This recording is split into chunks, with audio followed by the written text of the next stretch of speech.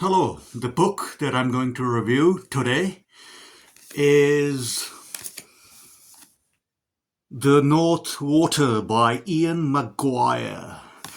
This book was published in 2016 and it was longlisted for the 2016 Man Booker Prize. Now, this book I finished in a couple of days, and this book takes place in very harsh climatic conditions on board a whaling ship called Volunteer. And it's violent. It takes place in 1850s, and it's quite a fast-paced, action-packed novel, and historical as well.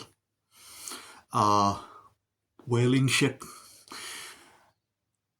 Now, before I carry on, there will be some spoilers. So if you guys don't want any spoilers, please click away, read the book, come back, and let me know in the comments what do you think of this book. Having said that, let's carry on with the review. So this book was also adapted into a 5-part miniseries called The North Water, starring Colin Farrell, and which was released in 2021. I haven't seen the miniseries yet. Have you seen it? What do you think of the miniseries? Let me know in the comments. But this book is kind of like The Terror. The Terror by Dan Simmons is one of my favorite top 10 books of all time. And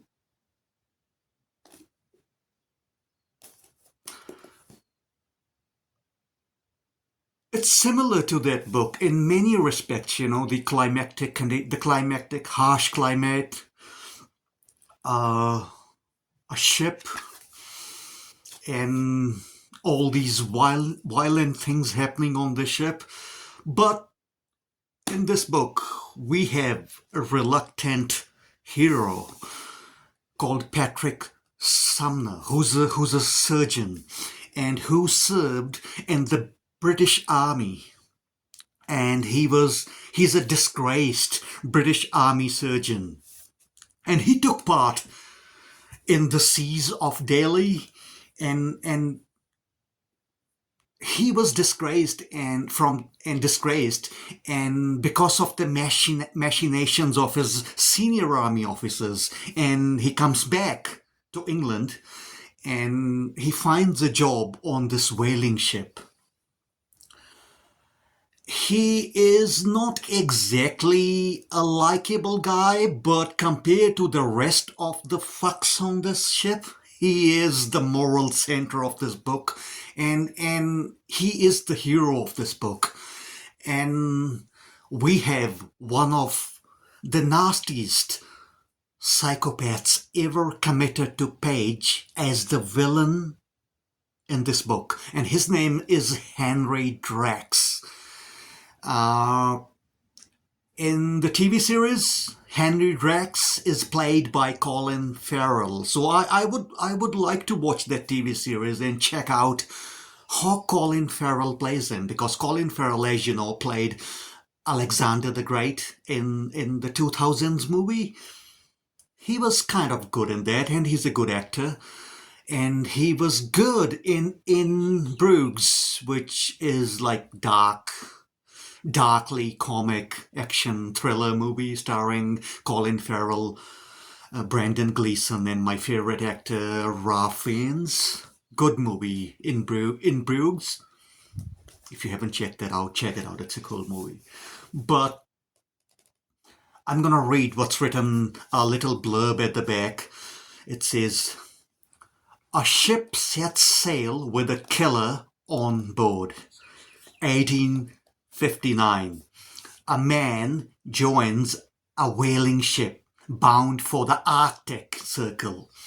Having left the British Army with his reputation in tatters, Patrick Sumner has little option but to accept the position of ship's surgeon on this ill-fated voyage. But when deep into the journey, a boy is discovered brutally killed. Sumner finds himself forced to act.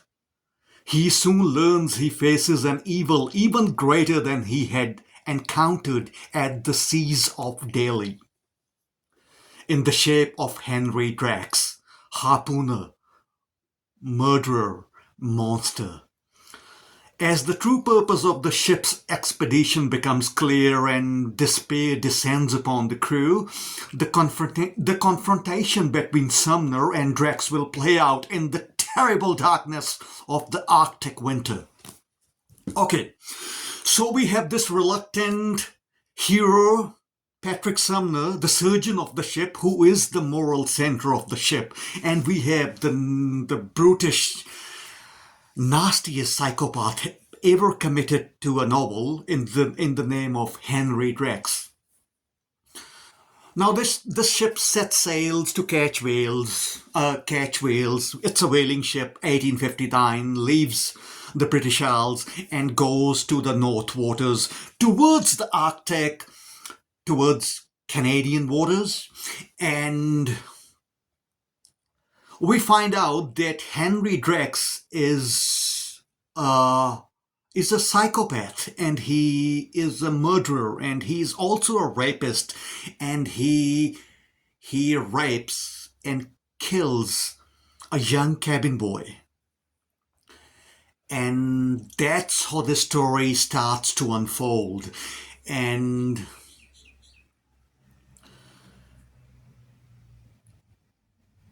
this book kind of reminded me of, like I mentioned, The Terror, but also Cormac McCarthy's masterpiece, Blood Meridian. And some of the prose in this book is like Blood Meridian, but it doesn't reach the heights of the beauty of the poetic prose that's in Blood Meridian. And the villain-wise, we had the Judge. Now, Judge was a brute too. He was nasty. He was this formidable antagonist in Blood Meridian, but at the same time, he was also very charismatic, and he was spouting quotes about the war and religion, and he was quite charismatic and spellbinding, even being this monstrous villain in Blood Meridian. What are some of the other great psychopaths committed to fiction? We have Hannibal Lecter in Hannibal series of books, but again, he's refined and he's erudite, and he can recite poetry and literature at the same time. He can cook your brains and feed you Chianti while serving dinner, and he's very elegant and refined. That's what makes Hannibal Lecter so scary and a formidable psychopathic monster. We have Patrick Bateman in American Psycho. Now, he's a monster, he's a psychopath, but he's also very refined in a sense, in a materialistic sense of taking care of his physique and appearance and his style. So we have all these monsters, and Henry Drax is comparable to them as far as the psychopathic traits go. But he is not very charming. He's not charismatic. He's just a nasty, fucking, brutal psychopath who does not have any redeeming qualities at all. And that makes him very scary, but also very one-sided and very one-dimensional, I'll say, and not very layered, like, say, Hannibal Lecter is very layered. Being a cannibal, he's still very elegant and very layered, multi-layered personality like Hannibal, who is very charming and charismatic. as the judge in Blood Meridian was. So this Henry Drex is one of the nastiest psychopath I've encountered in the fiction, but he does not have any redeeming qualities, and he's quite a formidable villain for our hero, Patrick Sumner, to face. And Patrick served in the British Army, disgraced, and now he's on the ship as a surgeon because he couldn't find a job anywhere else. And he has an addiction to laudanum, to opium, which is like opium mixed with whiskey. And so he has his own skeletons in the ghost, but he's the most likable of all the people on this ship, and he's the moral center of this book. And when that cabin boy is murdered and raped, it's Patrick Sumner, the surgeon, the hero of this book, who takes it upon himself to investigate and see what the fuck is happening. And apart from that theme of the bad, Henry Drex versus the good, Patrick Sumner, Henry Drex versus Patrick Sumner, the themes of good versus evil going on. Apart from that, there's also a central conspiracy to the whole whaling expedition, which I'm not going to go into. You have to read it to find out. But this is not a very long novel compared to The Terror. This one is only about 300 something. 326 pages long. It's not long compared to The Terror. Now, Terror was like 800 pages, but reading this, I finished it. Don't get me wrong, it's very fast-paced, it's action-packed, and you will devour it. So I finished that within 2 days. But it reminded me lots of The Terror, and I felt that nostalgia for The Terror. Because when I was reading The Terror, I think it was late 2000s when I read it, and whenever I was reading that book, even in a hot summer day, I felt cold and like shivering and putting like a blanket on or something because she was so fucking immersed in that book. And that book had slow going, and it was very detailed, and it was slow, it was detailed, but that book had you by the throats or by the balls, and you couldn't let go. Man, The Terror, you gotta read it. You gotta read it. One of my top 10 books. And that book also was very thorough and detailed and had a supernatural element to it and had a great protagonist in the name of Captain Crozier. And it was also historical, but it had that supernatural element to it, and it was more scary, more eerie, more atmospheric. And reading this book, I never felt like Ian McGuire went into as much detail as Dan Simmons goes in The Terror about the surroundings and the history of the expedition and the characters and just the detailed descriptions that you are so immersed in that world, in The Terror. But this book was very fast-paced. It was well written. Like I said, the prose was like Cormac McCarthy's Blood Meridian, but was not on that level. I'm gonna read one line from the prose, which I have to do a double take on because it was quite well written here. And it was quite cool. So it goes as follows. There is open water stretching to the south of them, but to the north, a granular and monotone landscape of ice boulders and melt pools, sculpted smooth by wind in places, but elsewhere cragged, roughened, and heaved upright into sharp-edged moguls by the alternations of the seasons and the dynamisms of temperature and tide. So yeah, it reminded me a lot of Cormac McCarthy. So yeah, the prose is good, but the story goes fast pretty quick. And there are lots of subplots, like the Seas of Delhi subplot of Patrick Sumner when he was in the British Army. There are some other subplots, but the ultimate story comes down to the showdown between the psychopath bad guy Henry Drax and the moral center Patrick Sumner, and it's how they face each other among these harsh climactic conditions. And there is no supernatural element to this book. It's violent. There's lots of violence being committed against the animals. Whales, it's a whaling ship, polar bears, and it's not for the faint of the heart.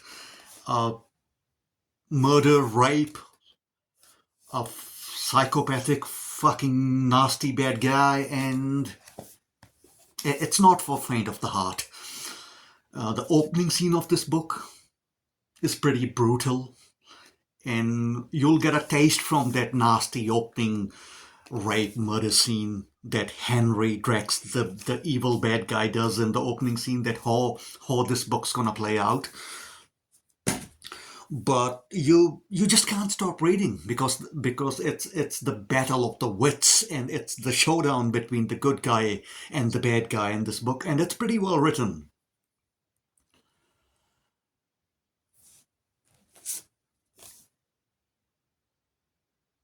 I also have Ian McGuire's most recent book, White River Crossing, and in the hardcover. How cool is that? I haven't read that yet, but I will soon, and I will review it. This once again, takes place in the harsh climactic conditions in Arctic Canada. So, in themes, it pretty much same to the North Water, but it takes place on land in the Arctic in Canada. Canadian Arctic rather than on a ship. So I'm pretty excited to read White River Crossing.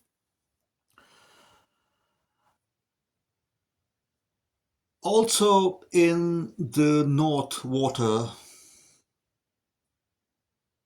the themes of isolation play a role as well, because of all the people on this ship, it's Patrick Sumner, the hero, who feels isolated.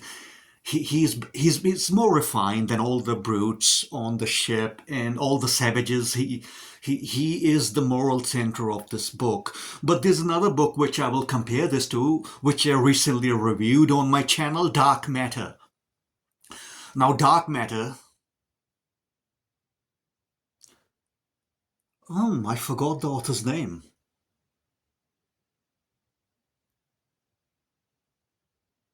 Dark Matter tells the story of another, not expedition, but it's like a scientific expedition, which I reviewed on this channel a month, 2 months, I think a month, 2 months ago. Yeah, check that review out. But if I have to compare these three books, I will place The Terror as the best, with the same themes of Arctic, winter, isolation, alienation, survival. The Terror is the best, even atmosphere-wise, and I will place The North Water second. It's good. It's not the best, but it's good. You'll finish it fast and you will devour it. It's action-packed. And Dark Matter as the third, because while Dark Matter was good as it explored the themes of isolation, solitude and all that, but it was also very, very fucking slow, and I was bored, and it also got a bit repetitive. So yeah, I would place North Waters among the middle of the two. Quality and the engagement of the story wise, I'll still place Terror as number one, The North Water as number two, and The Dark Matter as number three. I will place the link to my review of The Dark Matter in the comments with the name of the author. So, guys and girls, have you read this book? How would you rate it? I would rate it 7 out of 10. I enjoyed it. Uh, I mean, it entertained. The purpose of the book is to entertain, and it kind of made me search about the whaling expeditions of the past. I mean, I read Moby Dick long time ago, and it's a bit like Moby Dick too, because it's the similar atmosphere and circumstances, but this is way, way more violent than Moby Dick. But, the Moby Dick was about whaling adventure, and this is kind of like that. But yeah, it kind of inspired me to search for the whaling expeditions of the past, and in that sense, in that historical sense, it's historical fiction, and it inspired me to search for the whaling expeditions of the past, and yeah, was quite fun to watch some past centuries ago whaling expedition true stories on YouTube. But I will leave my review of Dark Matter in the comments. I will review the Terror sometime soon on this channel as well. And having said that, if there's any title, any book, horror or otherwise, that you would like me to review, please leave the title of the book in the comments, and I will get to that book sometime in the near future. Also, thanks for watching, and please like and subscribe, and keep on reading great fiction, horror fiction, splatterpunk, historical fiction, science fiction, just great fucking fiction. And I will see you sometime soon in the near future. Bye for now. Cheerios.